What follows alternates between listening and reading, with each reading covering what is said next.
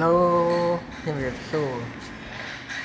ឡាននេះ Camry XLE ឆ្នាំ03បើកដំបូល ABS ចុចឯកសារគ្រប់ទឹកថ្នាំស្អាតរួចរាល់រៀបចំហើយលក់តម្លៃ 10000 ស្ដើងដាក់ 10900 ចរចា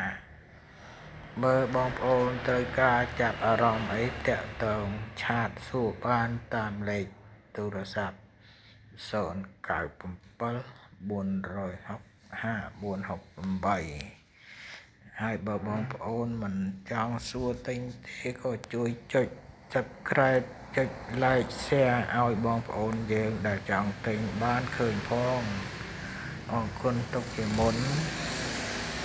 អរគុណធំបាយជម្រាបលាអរគុណ